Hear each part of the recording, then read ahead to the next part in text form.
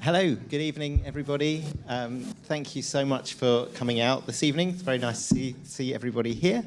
There may well be people who still come in over the next few minutes. So if you're sitting kind of at that side of the room, you might have people kind of passing past you. So you might just need to help accommodate people so they don't interrupt too much. My name is Jonathan Boyd. I am the Executive Director of the Institute for Jewish Policy Research.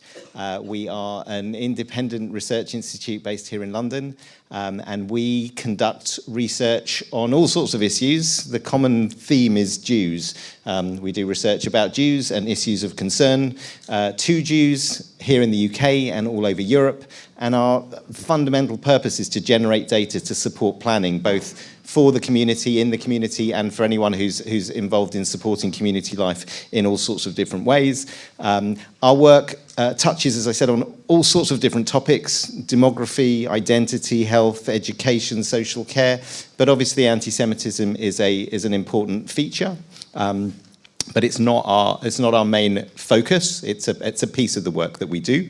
And actually, the biggest project we're working on right now in the anti-Semitism space is a big study for the European Commission, where we're looking at general attitudes to both Jews and Israel across the entire European Union. So we do some pretty big-scale projects on anti-Semitism, but as I said, it's not the total focus of our work. The background to tonight's event is that several months ago we were approached at JPR by Dr. Matthias Becker, who is a researcher at the Technical University in Berlin, who has been heading up a project called Decoding Antisemitism for the last few years. And the project's actually coming to an end. It's a study specifically of online anti-Semitism. And it's an international study. It's looking at kind of online anti-Semitism and how it manifests itself here in the UK and in France and Germany. And he was keen to share the findings from that work. All of the conversation began before October the 7th, but of course after October the 7th, we felt that actually it was particularly important to share some of that work. We have a particular interest in online anti-Semitism at JPR, not least because of work that we've done across Europe, where when we conduct surveys of Jews, the environment in which Jews are most likely to say they experience anti-Semitism is the online space. And indeed, that's the environment where Jews are most likely to say they're worried about it and concerned about it. So it's particularly important, I think, to look at that. So we were keen to partner with him on this work. We are, of course, living through a very difficult moment in the Jewish world. The events of October the 7th hang very heavy across the Jewish community here and across the world, indeed. That event, I think, very much kind of frames our evening, because we're interested specifically in looking at responses to October the 7th. One of the interesting things about the Decoding Antisemitism Project is they've been studying online anti-Semitism for several years and have published 6 reports on it. The most recent one looks specifically at the post-October 7th reality. So we're going to be focusing a little bit on that. Unfortunately, Matthias Becker, who heads up that project, is unable to be with us this evening. He is stuck in Berlin ill because he has been presenting this work in too many places around the world recently, and I think it's all just caught up with him. But let me introduce who we have with us. We have 2 members of his UK team who have really sort of done the work, I think, on the British data. Carolina Placinta on my left, and Dr. Matthew Bolton in the next one over. Just briefly, Carolina is a specialist in sociolinguistics and discourse analysis. She has an MA in applied linguistics and an MRes in politics and international relations, and her work focuses generally on hate ideologies, on racism, on anti-Semitism, on Islamophobia, on misogyny in mainstream discourse, and so she very much brings those skills to this work. Dr. Matthew Bolton is a researcher and lecturer in conceptual history and in anti-Semitism and in genocide studies. He has a PhD in philosophy from the University of Roehampton. His work has focused on issues around justice and political ideologies. He's the author of an important study of the ideological underpinning of Corbynism, entitled Corbynism, A Critical Approach, and he's also published pretty widely in various different academic journals, British Politics, Political Quarterly, Journal of Contemporary Anti-Semitism.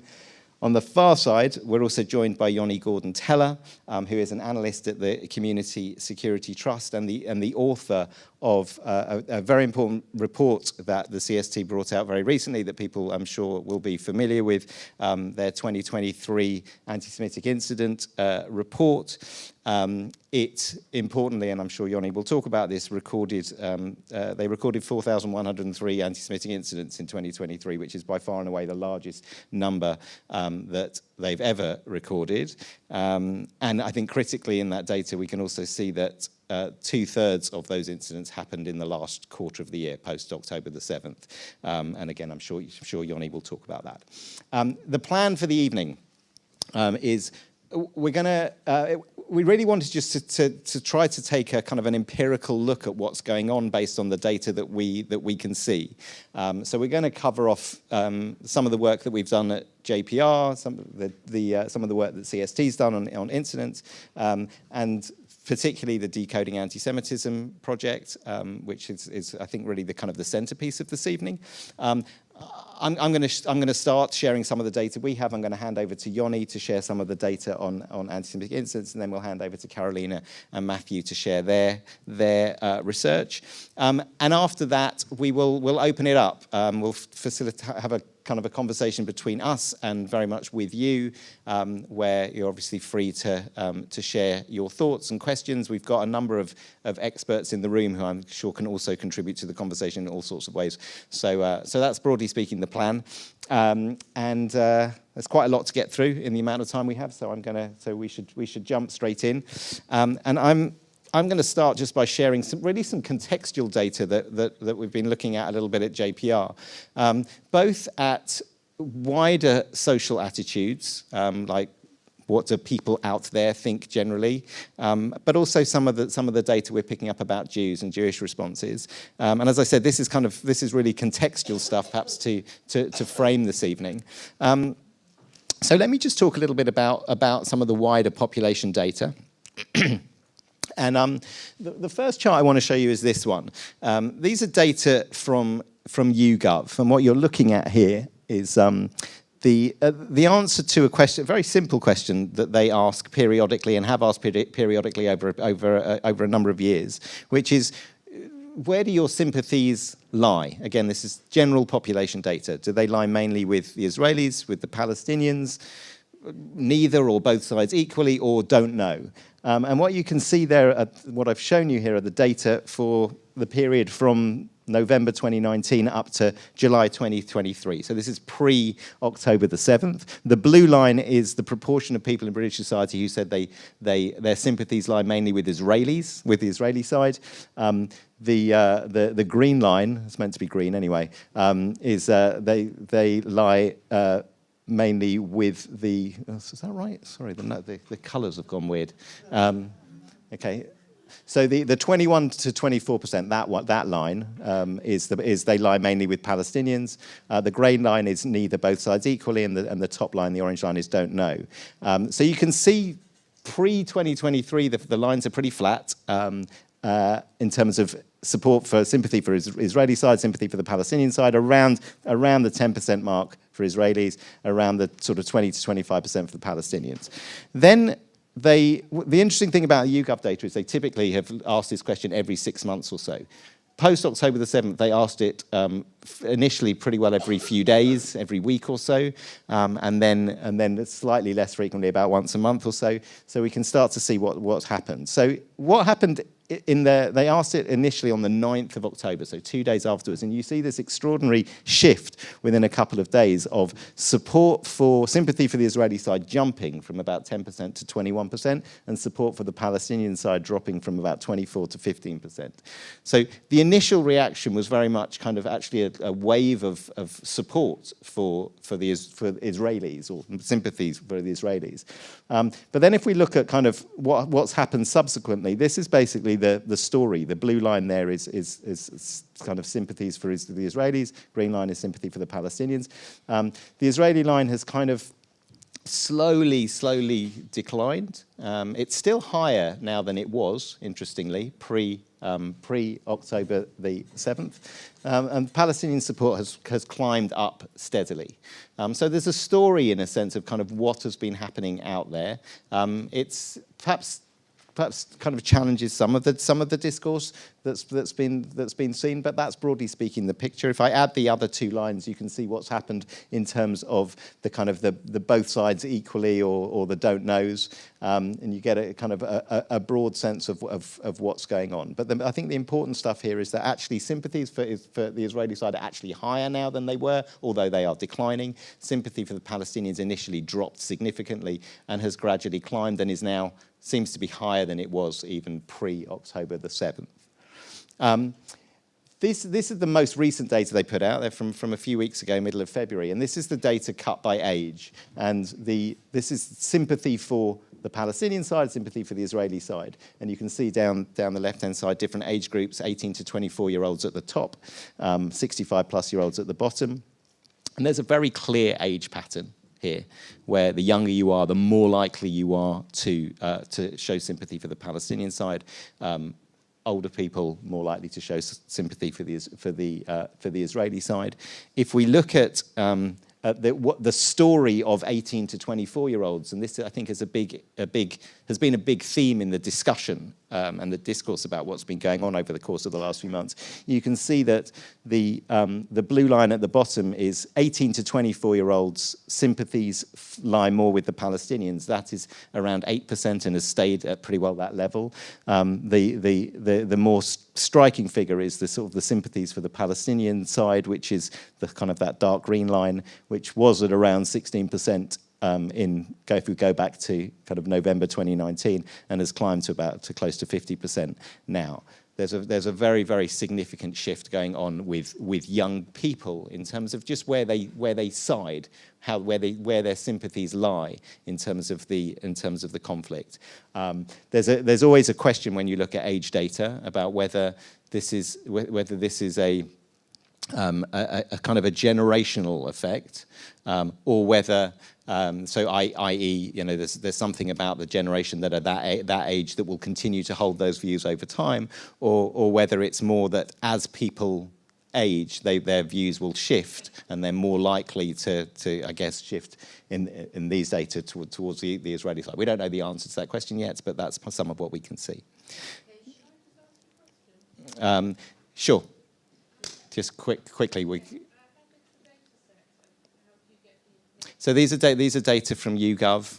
It's a representative sample of the general population of Britain. The sample sizes here are typically around 1,500 to 2,000, that sort of size. But it's representative. It's representative. Just looking at this in a European context, these are the question here is favourability to Israel. And these are the proportions of people who measured in May 2023 and then in February 2024. So either side of October the 7th, the proportions of people who said they were largely favourable towards Israel on a how favourable do you feel? Very favourable, somewhat unfavourable, very unfavourable, or don't know. These are the proportions you can see in blue who said they were favourable to Israel, in orange, favourable in February 2024. You can actually see there hasn't been a massive change when you look at it at a population level, although it has clearly declined everywhere.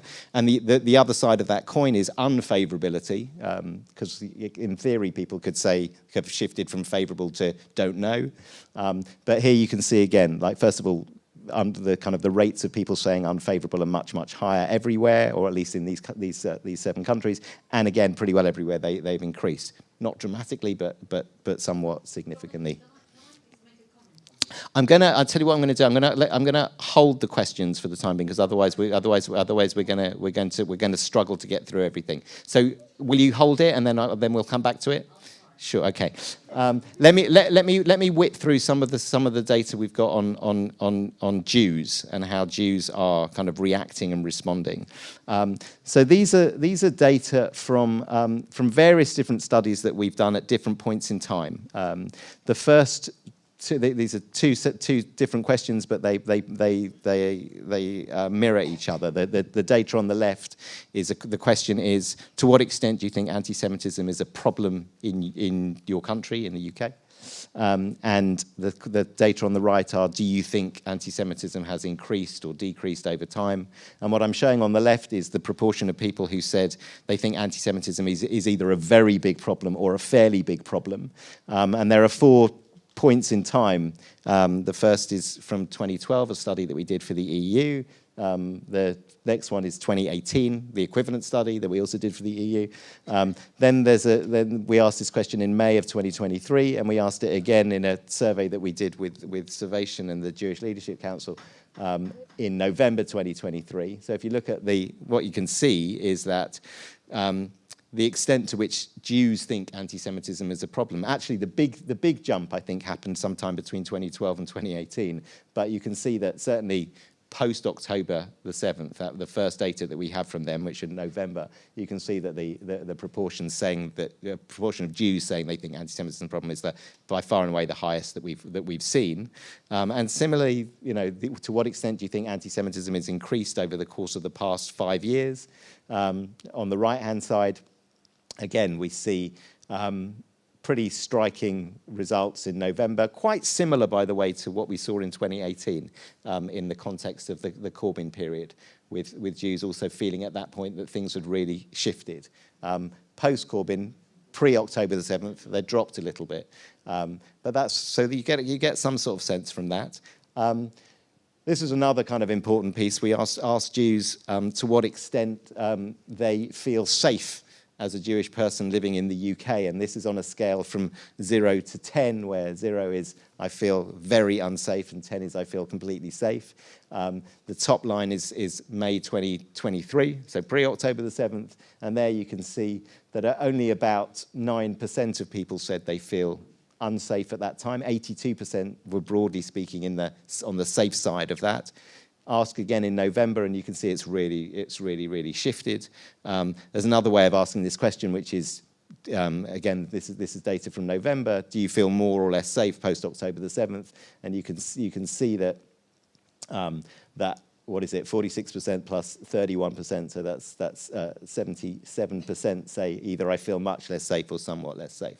So there's a real shift in terms of what Jews are telling us about how they are feeling. Just another couple of little bits and pieces very quickly. To what extent do Jews trust different UK institutions? This is again data from November 2023. So the blue here are people who are saying on a scale of 0 to 10 how much they don't trust. The blue is kind of the don't trust end. You can see that levels of distrust in the BBC are around 58%. University authorities also score quite highly. People don't trust the Labour Party. People trust the Conservative Party more than the Labour Party. UK police, their Jewish community leadership, just a kind of a sense of where people are. And perhaps more importantly, this question, which is, do people trust these different institutions or bodies more or less? And you can see what we're picking up here in terms of kind of Jewish attitudes. There's been a shift here particularly in trust of the BBC and the university authorities. The police have also been hit quite hard. Labour Party a little bit, Conservative Party less so. Jewish community leadership actually seems to have done reasonably well over this period. One other little piece to share before I finish up, and these are Aliyah data, and so this is like what number of Jews made Aliyah from 4 different countries, France, UK, Germany, and Hungary, between 1995 and 2023. And the important thing I think to note here is the blue line is France, and you can see there's a very clear spike in the sort of 2012, 2014, 15 period, and that's very much in response to terrorist incidents that happened there. The other countries actually are pretty flat. If we I'll just jump to this. If we look at, this is kind of UK, Germany, and Hungary, we're looking at it in a slightly different way, which is rather than the actual numbers of people, this is the proportion of people proportion of Jews within the Jewish population as a whole. And even though the lines look pretty zigzaggy here when you look at them with this resolution, actually the number of Jews in the UK, which is the red line, who have made Aliyah each year over that period has been sort of between about 1 and 2 in every 1,000. And that line is actually at the moment pretty flat. So we're not at this stage anyway seeing a reaction in terms of Jews kind of fleeing Britain. There's often quite a lot of talk about that. It'll be interesting to see what happens in 2024, whether there is a reaction along those lines. But at the moment we're not seeing that at all. I'm gonna stop there because I really just wanted to share a few little bits of contextual information. I'm really happy to take questions, but what I think we'll do is we'll give everyone the opportunity to share what they have, and then we'll respond to questions at that stage, if that's okay. So I'm going to hand over to Yoni and let him share some of the stuff from the CST, and let's look at that data. Thanks, Jonathan. Oh, you can hear me. I can hear myself. Hi, everyone. Thank you for being here tonight. And thank you, Jonathan, for having me and for allowing us to share some of our data. As Jonathan said, last month, we released our annual anti-Semitic incidence report for 2023. There are copies on the side. You'll know it because it has Jews are the scum of the earth written large on the front. I'm going to take you through some of the facts and figures of what we've seen in 2023, and it covers the whole year, although inevitably the story of 2023 is the story of the post-7th of October landscape in the UK. So as Jonathan said, we recorded 4,103 anti-Semitic incidents in the UK, which is the highest total ever reported to CST in a single calendar year. It's an increase of 147% from 1,662 incidents reported in 2022, and is 81% higher than the previous record total of 2,261 incidents recorded in 2021. As Jonathan said, about 2/3 occurred on or after the 7th of October, and that figure alone of 2,699 incidents exceeds any annual total previously recorded, and is a 589% rise from 392 instances of anti-Semitism recorded across the same time frame in 2022. October was the worst month for anti-Semitism, with 1,330 incidents reported to CST. It's more than the 3 previous highest monthly totals combined. Those totals occurred in May 2021, when Israel was at war, July 2014, when Israel was at war, and January 2009, when Israel was also at war. November and December, with their totals of 931 and 477 incidents, are respectively the 2nd and 4th worst months for anti-Semitism in the UK ever recorded by CST. As I said, the previous spikes that you can see on the chart behind me reflect times when Israel was at war. And this is what we see always. In the UK, there's always a reaction among anti-Semites to conflicts involving Israel, but in this case, there was one key difference. And that's the speed at which anti-Semites mobilized in the UK following Hamas's attack on Israel. It shows that initially, at least, the significant increase in anti-Jewish hate was, if anything, a celebration by anti-Semites who were excited by events in Israel and wanted to share that excitement with Jewish people living in the UK. In a way, their prejudice was legitimized by this mass act of brutality on a scale not seen before. And the first incident inspired by Hamas's attack was reported to CST at 12:55 p.m. on the 7th of October, And you see a screenshot of that behind me. This was at a synagogue in Hertfordshire where a car drove past while congregants were in the synagogue celebrating Simchat Torah. A window rolled down, Palestinian flag attached, and the occupant with their fist raised in the air as they drove past. By the morning of the 9th of October, Free Palestine was written on a bridge in Golders Green at the heart of Jewish London. And in total, CST recorded 31 incidents on the 7th of October. This figure rose further over the coming days, peaking on the 11th of October with 80 incidents reported, the highest single day of incidents ever recorded by CST. In the week immediately following Hamas's attack on Israel, CST recorded 416 incidents. This was before Israel had constructed any military response to events in Israel and in Gaza. So the peak of anti-Semitism actually happened prior to a military reaction, again showing that the majority of anti-Semitism was actually a celebration of the Hamas attack and the justification that it gave other anti-Semites to express their own hatred before Israel had responded.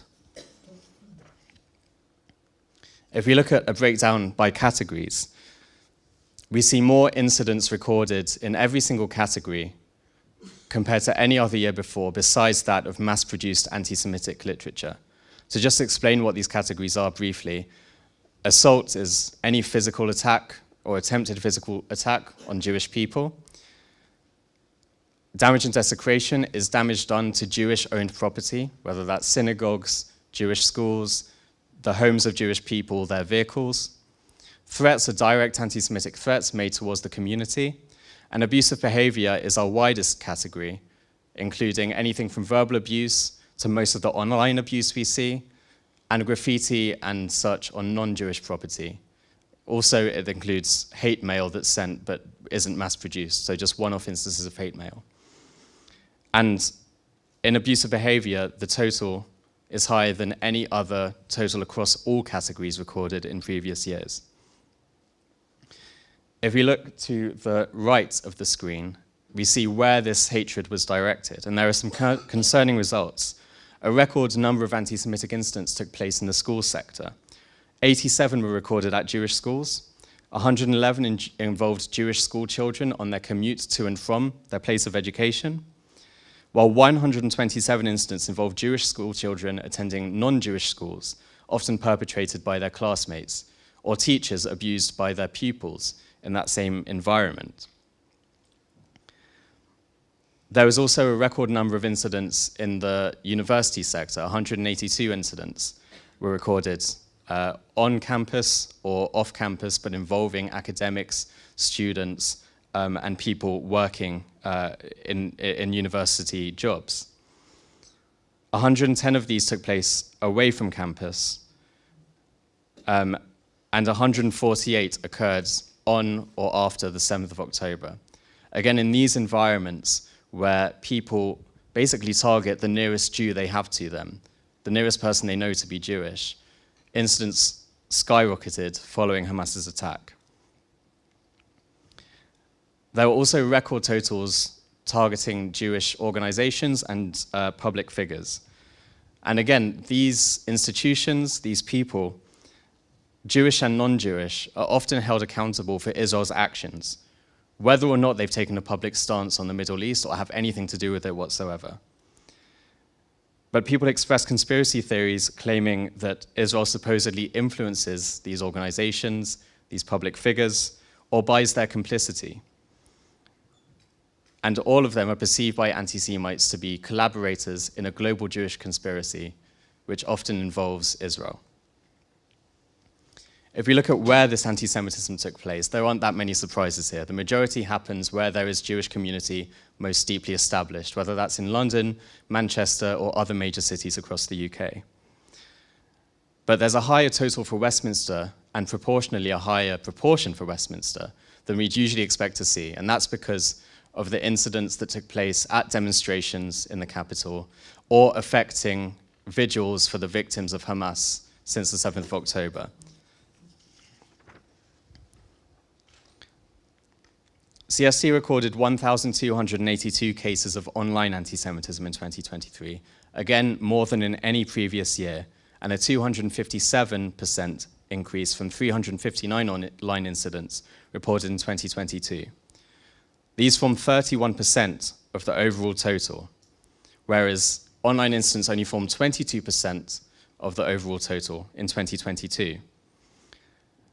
More online incidents occurred on X, formerly known as Twitter, than on any other platform. As well as the impact of a trigger event in the Middle East on the way that people express anti-Semitism and the way that these forums often are fertile ground for arguments that are disguised as political but actually carry something more sinister, Twitter also underwent a change in ownership and a change in policy regarding tackling hate speech. And 2023 was the first year in which we saw the full effect of that. The most frequent form of anti-Semitic rhetoric used in anti-Semitic incidents throughout the year either referenced or was linked to Israel, Palestine, Hamas, Gaza, and the subsequent war. This discourse was present in 1,774 incidents in total, 43% of all incidents recorded across the whole year, and rising from just 246 incidents containing this rhetoric the previous year. Here we have some examples. It once again demonstrates the reactionary nature of anti-Semitism, which, while a deeply embedded hatred, emerges when there is a need for it to emerge in the minds of anti-Semites, when there is something in the news cycle that triggers their prejudice, and it's coded in language. There were 1,299 incidents that expressed anti-Zionist motivation, compared to just 149 the previous year, while the terms Zionism or Zionist were used on 260 occasions, often as euphemisms for Jewishness and Jew, or alongside other more explicit anti-Semitic language. Israel was compared with the Nazis on 243 occasions, and in at least 427 incidents, the phrase Free Palestine was used. And Free Palestine is not, of course, an anti-Semitic statement in and of itself, but when it's used to target Jewish people going about their everyday lives in public, when it's used alongside other anti-Semitic conspiracies, theories, rhetoric, hatred, then it takes another form, and it takes the form of anti-Semitism, and that's why it's included in these cases among our overall statistics. But this is not the only rhetoric that anti-Semites choose to use in the modern day. Of the 4,103 anti-Semitic incidents recorded by CST, 2,631, or 64%, involved at least one political, religious, and racist discourse, conspiracy theory, or ideology. 233 of these combined two or more. Here we have a collage of contemporary anti-Jewish hate, and it shows how several different discourses can cohabit in the mind of one offender often. Anti-Semitic incident offenders often have a pool of various references and resources and thousands of years of anti-Semitic tropes to call on at any one time and deploy as they see fit within the current context. And here are just some examples of some of the more extremist anti-Semitic incidents reported to CST throughout the year. So on that cheerful note, that's my bit done. I'll hand back over to Jonathan, or no? Carolina, there you go. Thank you for listening. There'll be questions at the end, like Jonathan said.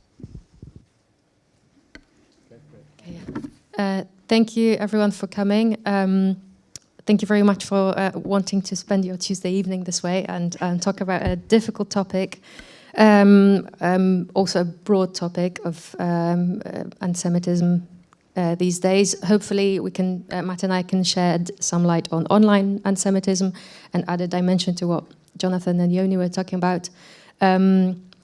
So I'm going to quickly introduce kind of what we do when we analyze online anti-Semitism, since it is quite challenging, and then I'll hand over to Matt, who can tell you about the most recent findings since 7th of October and talk about the specificities of it.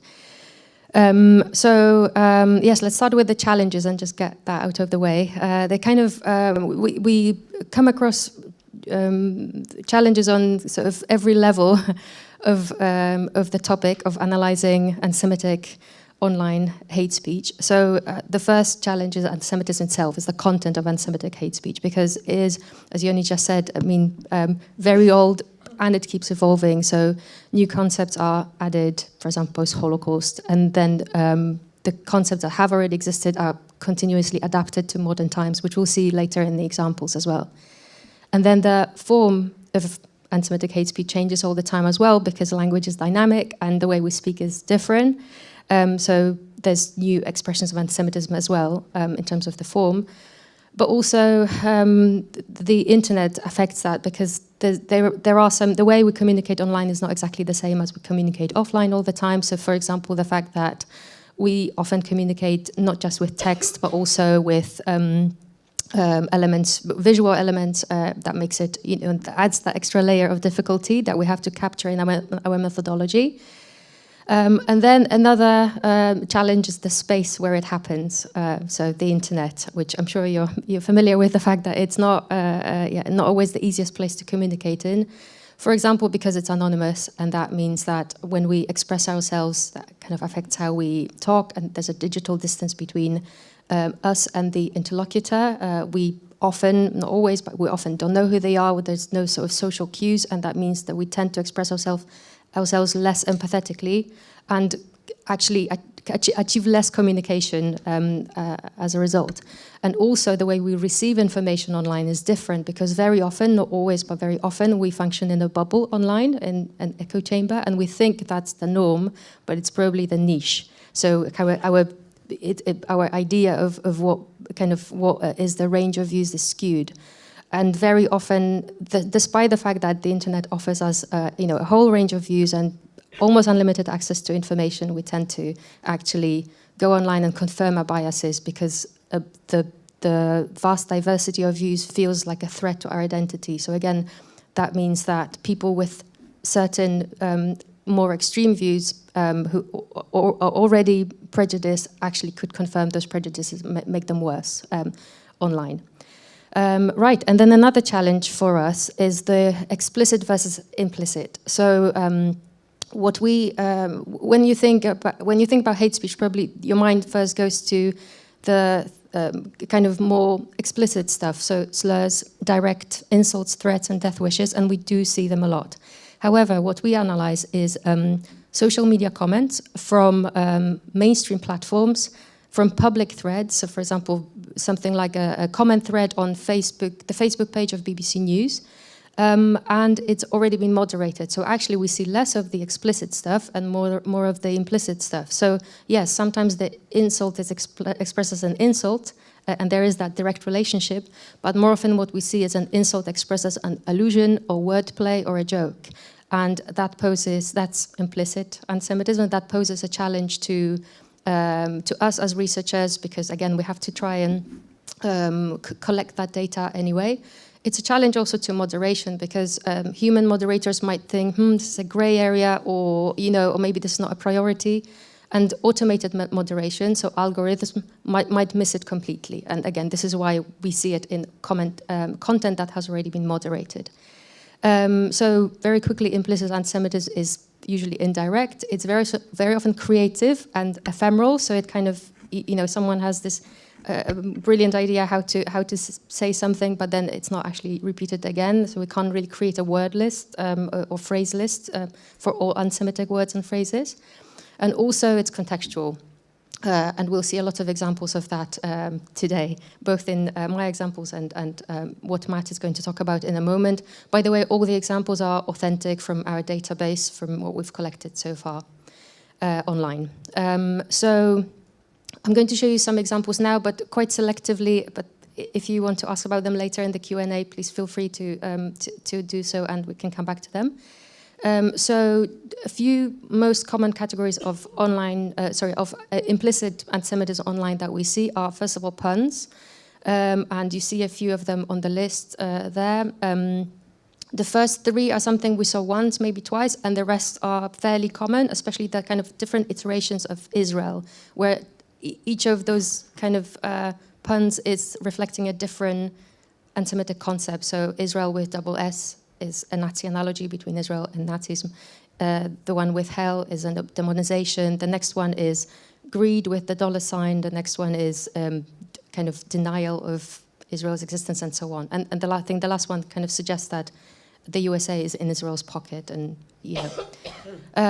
another category we see very often is allusions. And there are very often allusions to either conspiracy theories, like the first two, or to historical events, more often than not the Holocaust and the Nazi regime. So just to pick one example from that list, maybe the last one with the Austrian artist. I mean, I think to all of us here, it's pretty legible, but Hitler is not mentioned there. Jews are not mentioned. You could imagine a context in which this wouldn't be anti-Semitic. However, in the context where we saw it in a comment thread, in a conversation online, we did qualify it as anti-Semitic implicitly.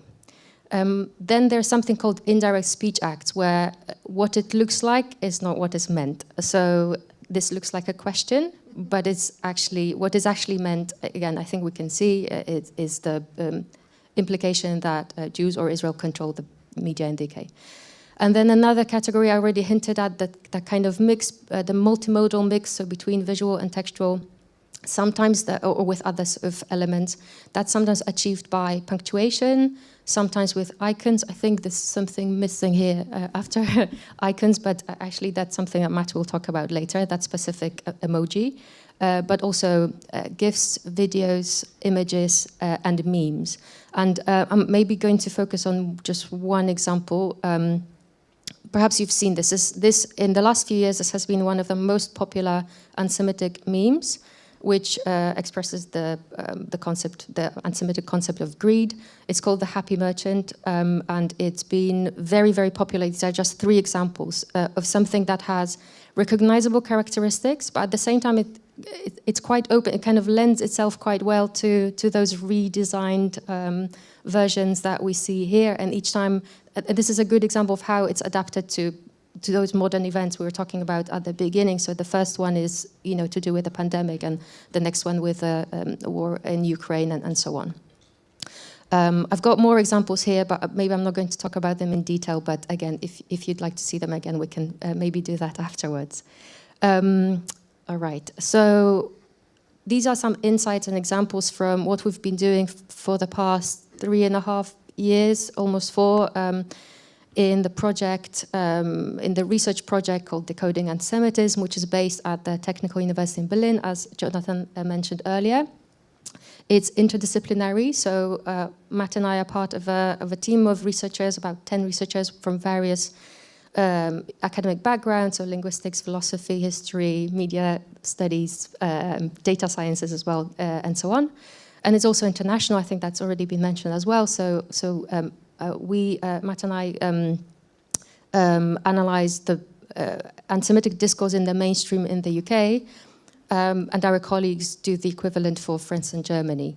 And when I say we analyze the anti-Semitic discourse, what we kind of do on a daily basis is we monitor what's happening in the mainstream news, and then we collect social media comments that react to media reports of those events, and then we analyze samples of it. And we analyze the samples of comments basically one by one. With each of them, we look at what is said and how it's said. So the conceptual level, the content, and the linguistic level, the form. And so far, we've analyzed 125,000 comments this way. We've annotated each of them. And to keep it consistent across the whole team and over time, we have a classification system which has about 160 or 70 categories, so it's fairly extensive, and we use content software to make it quite consistent and organized quite well. And basically, when we're analyzing comments, this is what it looks like. This is what the computer screen looks for us. So on the left there, bottom left, you see part of that category list, the classification system that we use. So there are some anti-Semitic comments on the list. And on the right is a comment thread that is being annotated, is being analyzed. And those kind of colorful brackets, I don't know if you can see them. Yeah, we can see the colorful brackets are the annotation. So each comment one by one is painstakingly annotated in this way. And this is where we get our findings, because then the software allows us to kind of count the percentages, see what stands out, and kind of do various things with it. What do we do with all this data? Well, we like to share it, as we are doing tonight, in various ways. We also have some publications coming up. So, for example, one that is in the works, is it coming out in April? Well, soon, hopefully. It's almost ready. It's a guide to identifying anti-Semitism online. So each chapter focuses on one anti-Semitic concept, as it is, as it happens online these days, with examples, with a historical overview, but with examples from, again, from our database that we've collected.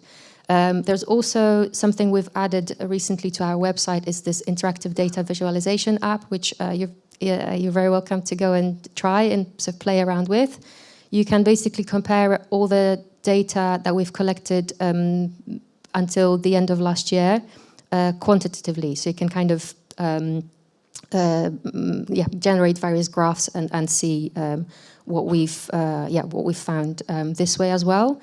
And then there's other publications like the reports and other studies that we've been publishing for the past few years. I'm going to hand over to Matt now so he can tell you about the most recent ones and the findings we presented there. Thank you. Hello. Brilliant. Thank you very much. Yes, so after the kind of overview of how we actually work on a day-to-day basis, I'm going to be talking a bit about the kind of results that we've come across in recent months. And so, of course, when 7th of October happened, that was obviously instantly we stopped everything we were doing, and we decided we were going to concentrate completely on this, on how the media was covering it and what the responses were to the media coverage in the UK, France and Germany. And I'm going to be mainly talking about the UK response. And it's important to remember that this is mainstream platforms. We're not looking at radical spaces like the radical right, or, I don't know, 4chan or Gab or any of those kind of, really extreme places. We're looking at mainstream platforms, Facebook, and the mainstream media profile pages. So BBC, Guardian, Times, Telegraph, and then we look on YouTube as well, again looking at mainstream media, Sky News, BBC. So these comments that we find are on mainstream platforms, not radical spaces. So in the first week or so after 7th of October, we quickly put together, did a load of analysis of around 11,200 comments taken from the YouTube and Facebook profiles. I should just say we struggled with Twitter. We did look at Twitter. We used to look at Twitter a lot, but when Elon Musk took over Twitter, he basically blocked academics, researchers from being able to access the data on Twitter. So it's very difficult to find accurate Twitter data now, which is terrible actually, because as we saw from the previous presentation, Twitter is like there's a lot going on there. So that's something that needs to change. So we concentrate on mainly Facebook, YouTube, because we can get the data. Instagram, I'll talk about that in a bit. So 7th of October, this initial report we did, we looked at the most of the reporting and the responses that we were looking at came in the first few days after the 7th of October, so prior to any kind of Israeli response. This is kind of mainstream reporting of what actually happened on October the 7th, just kind of, details of the attacks and the hostage taking and all of that kind of stuff. Within the comment threads, we found a huge kind of range in terms of the percentages of anti-Semitic comments we found within those threads. Normally, when we do kind of Israel-related comment threads, I would say on average in the UK it's probably 20-25% anti-Semitism. That's usually where it's at, which is actually higher than you get in Germany or France. The UK's at the top end of the range. We were surprised and slightly shocked, actually, that in some of the threads that we were looking at in the immediate aftermath of October the 7th, we were hitting 50% anti-Semitism on YouTube or Facebook and stuff. And one of the really striking things that we found was that the more the media reports, the news reports, that was the initial post, kind of focused on the details of the attacks and essentially, what happened to those people on that day, the more detail there was about that, the higher the level of anti-Semitism. So when the report was a more kind of general take on the conflict, or looking at the origins or whatever, it kind of there was a drop in the amount of anti-Semitism back to the normal levels that we might expect in an Israel-related discourse event. But when it was reports on detail on the attacks and the attack on the rave, for example, was generating huge amounts of anti-Semitism, far greater than we'd seen in the previous 4 years, which is really striking. So there's clearly something about the way that when Israelis, or if we want to extend it, Jews, are presented as vulnerable in some way, anti-Semitism seems to jump up. That's the kind of hypothesis that we'd need to kind of prove, but that is a hypothesis that we can kind of start thinking about. And within those threads, these kind of immediate post October the 7th threads, the most common anti-Semitic concepts that we found were very similar to your findings. Was the kind of the number one by far was the affirmation or celebration of violence and murder. And then alongside those was denial of Israel's right to exist and blaming Israel for the conflict and for everything about the conflict. But affirmation / celebration of violence and murder was, in some threads, in most threads, it was hitting 40 to 50% of anti-Semitic concepts. And I'm going to show you in a minute how striking that is. That particular kind of idea of celebrating violence on Israelis or on Jews is I would say it's kind of unique to this particular event compared with the other ones we've looked at. So we did a preliminary report where we kind of showed these kind of findings, and then we built on those findings in this report that we've just released a couple of weeks ago, which is the 6th discourse report. And we kind of extended our view of our analysis of October the 7th, both in terms of looking at more comments in the immediate aftermath of October the 7th, and also kind of tracking the online response over the next couple of months, especially when the Israeli kind of military response starts kicking in, and trying to see what was going on there. And we also extended our focus in terms of looking at some other language communities, Italy, Spain, Romania, Poland, to see if we could spot any patterns there.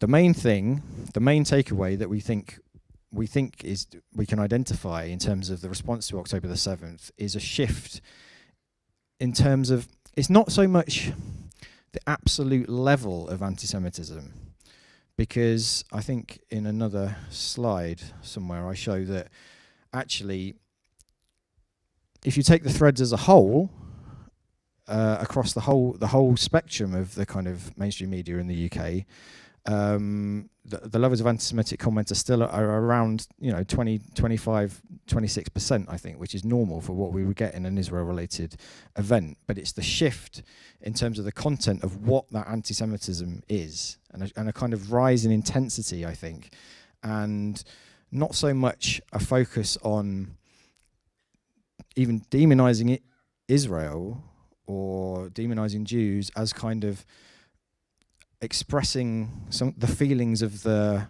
web user. And this is what we mean by celebration. And so these kind of ideas of like affirmation of violence, that celebration, these are just sort of kind of examples of some of the comments we were looking at. They deserve 60 years of this, not a day. Way to go, Hamas, we support you. They must be treated like this everywhere, which is clearly, that's nothing to do with anti-Zionism. That's a clear anti-Jewish statement. And again, it's important to emphasize that these comments were coming directly after the October the 7th attacks, rather than following the Israeli military response. And then we also see clear affirmation of anti-Semitism, references to Nazism, affirmations of Hitler, that kind of stuff. And then there's lots of memes which were celebrating the attacks using these images of the paraglider that we've seen, frequently. And there was the trial a couple of weeks ago, wasn't there, of 2 protesters in London. So lots of ways in which the violence was, outright celebrated. And so we thought, okay, well, how can we kind of look at what's distinct about October the 7th response? And we did a comparison with what we saw as kind of the nearest event that was equivalent, which was the events of May 2021.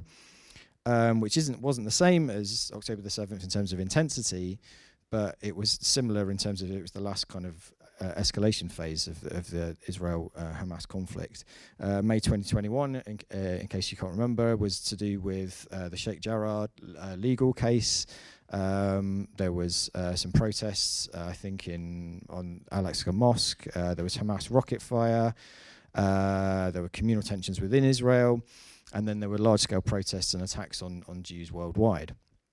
At that point, we analysed around 4,500 comments from Facebook profiles, and again, we were getting 27% anti-Semitism in the UK, and the key concepts were things like Israel as innately evil.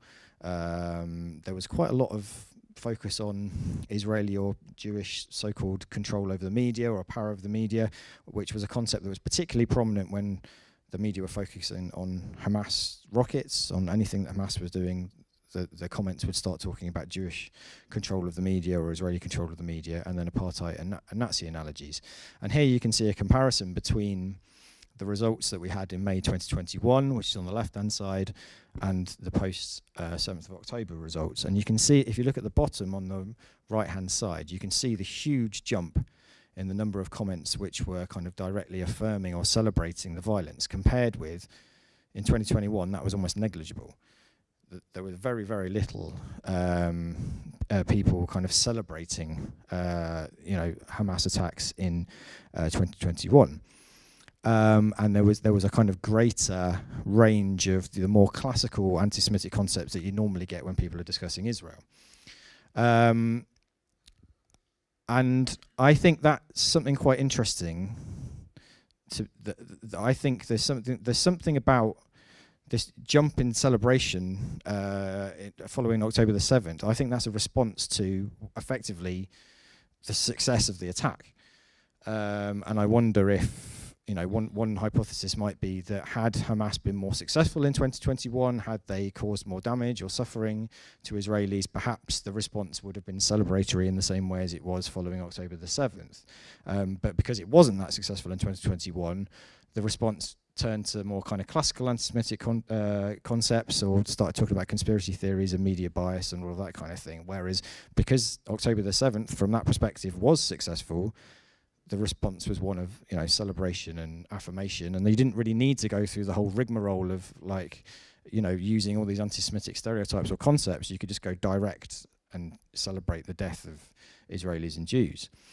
Another hypothesis to try and think about this difference is that perhaps over the course between 2021 and October 2023, there was a gradual or noticeable rise in the social acceptability of anti-Semitism online. There were lots of events that happened over that time. So they had the new Israeli government, which of course very controversial. There was the whole dispute about judicial reform within Israel. There was kind of outbreaks of violence on the West Bank. But then of course you had these major kind of celebrities, people like Kanye West and Elon Musk, pushing pretty clear anti-Semitic stereotypes online and getting quite a huge response. So one thesis might be that because of all these events, that kind of created an atmosphere in which direct anti-Semitism was more acceptable online in 2023 than it would have been in 2021. So perhaps that might go some way to explaining it.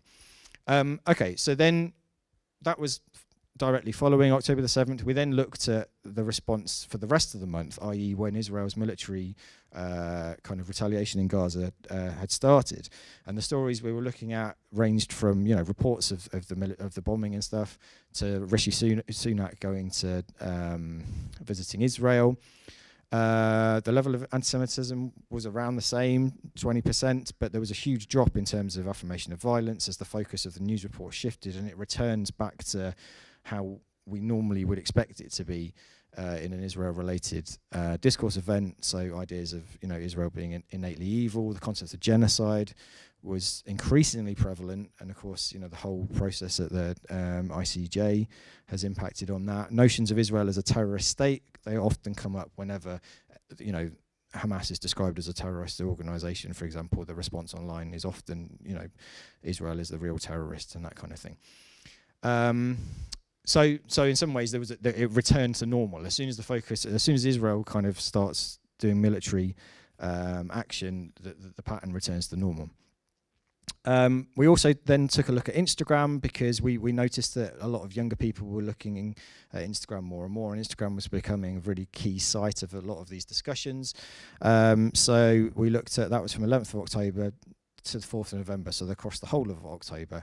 We looked at 3,000 comments. And we were looking at threads. Some of them were pro-Palestinian, some of them were pro-Israeli, some of them were kind of mainstream media, some of them were kind of big name influencers. And there was the normal range of concepts.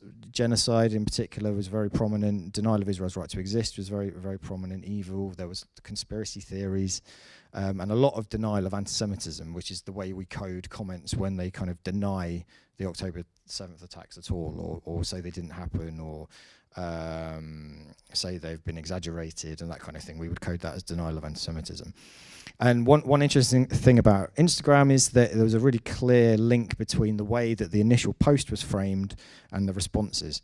So if the initial post by the influencer really concentrated on, Jewish power or influence, or making a Nazi analogy, then the comments would kind of follow suit.